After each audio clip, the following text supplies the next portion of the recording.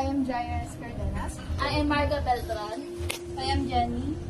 I am Vincent Gabriel Paradero. I am Idref Arevalo. I am James Ryan Muñez. I am Ivan Obias. I'm Kevin Turla. So before we start, we ask a consent for Mr.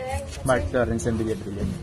to interview for our research. So the first question is, What emotional challenges do you experience due to the absence of your family member working abroad?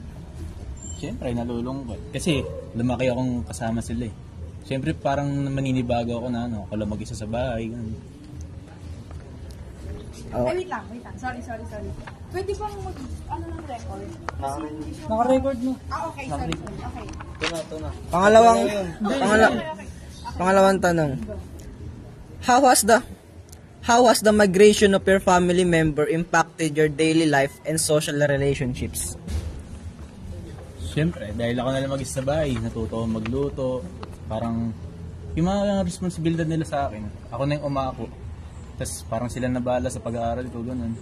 So may social responsibilities ka naman.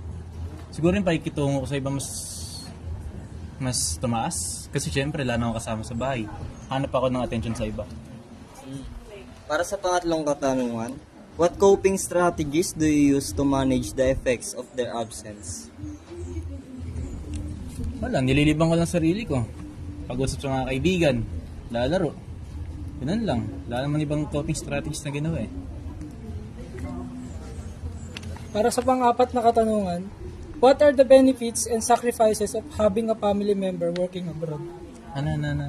What are the benefits and sacrifices of having a family member working abroad? Sige, yung mga benepisyo na nakuha ko.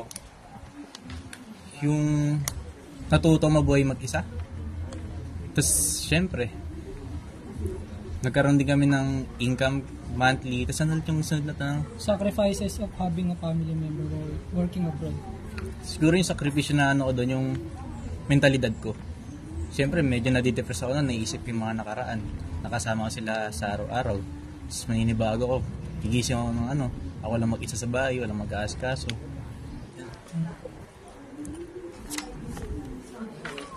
So how does regular communication influence your relationship with your family member abroad? Siyempre, di katulad nung dati. Gigising lang ako. Pero na agad ako makakausap.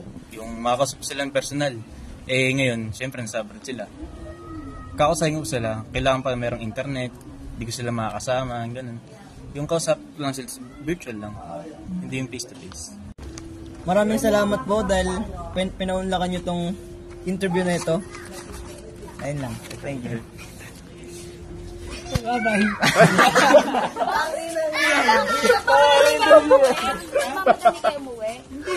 Nagsama-sama kasi tayo. Hindi. Hindi mo lang. Hindi mo na?